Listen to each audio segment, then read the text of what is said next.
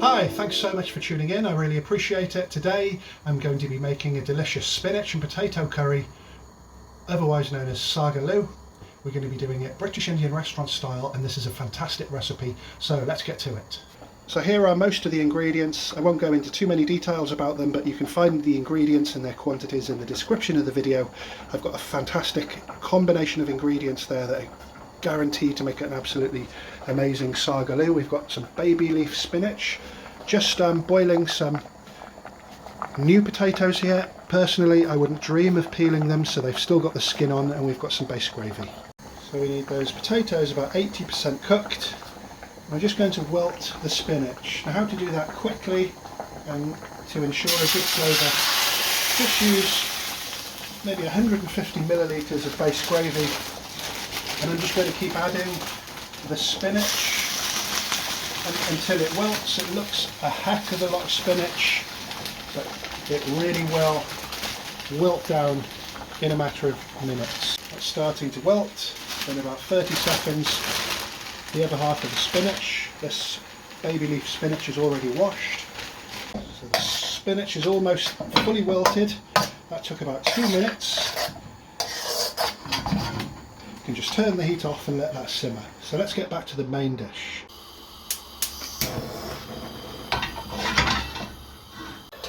We've got our potatoes drained 80%. No fear of them falling apart when they get added to the dish. Base gravy on a gentle simmer. Just going to heat a little bit of oil. When I think of spinach and potato, same as I do for every dish, I think what spices go particularly well. So we're definitely going to be using some cumin. 2 pinches of cumin.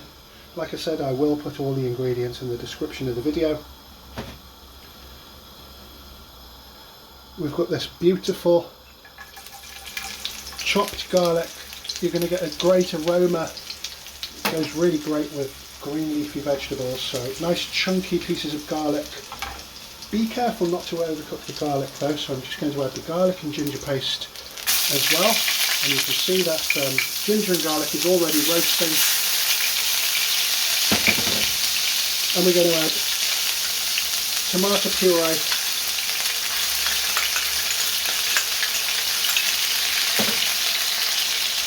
Just give that a good stir.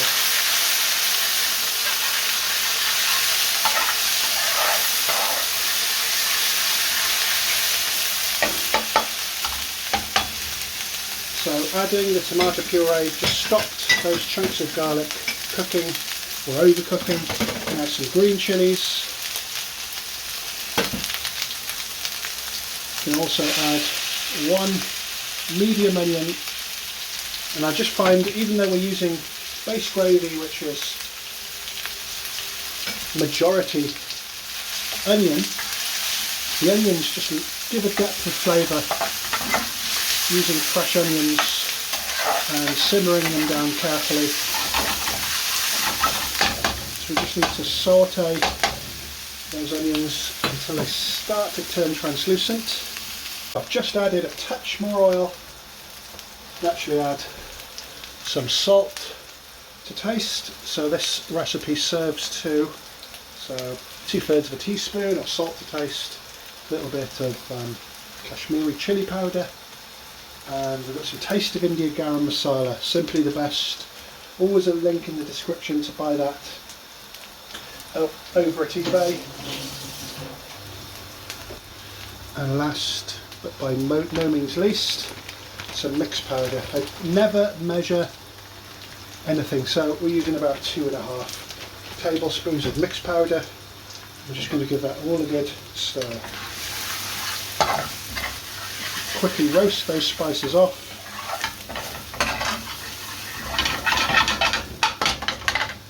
And we need, let's just use a little bit of the water from the spinach just to loosen up the mix. So coconut goes perfect with potato and spinach.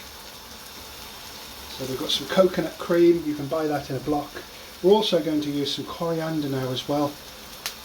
Absolutely fantastic. It really goes great with the leaves of the spinach.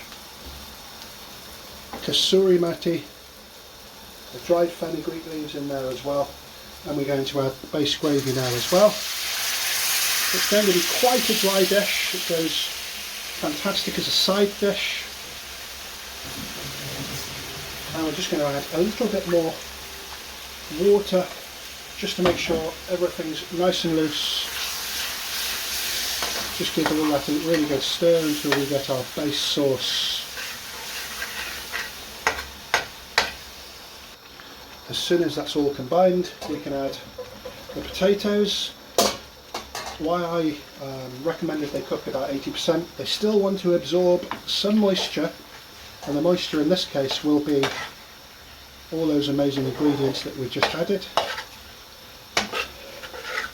So we'll carry on the cooking process now. Anytime it gets dry, just simply add a little bit of water, not a problem. So that's been about 2 minutes. Now it's time to add our spinach. Frozen spinach is equally, almost as good actually as fresh spinach. I wouldn't recommend tinned spinach, it really loses its colour. We just need to mix the spinach in and reduce the curry a little.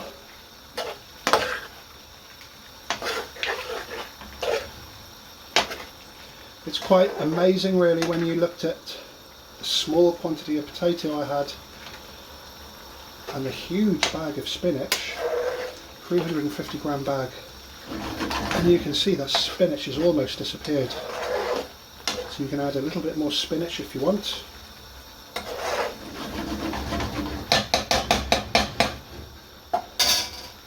We're going to add 2 halves of tomato, just let that simmer for a couple of minutes. It's a little bit more masala, or in other words more gravy than most SAAG ALOOs, but I'm having this as a main. Fantastic with roti, rice. Just going to let that simmer away. We'll come back in around 2 minutes. It's going to reduce a little bit more. It's a fantastic looking dish and it smells incredible. So I hope you stayed to the end of the video. I really appreciate it. Give the video a big thumbs up if you enjoyed it. Get cooking this at home. It's a really superb recipe.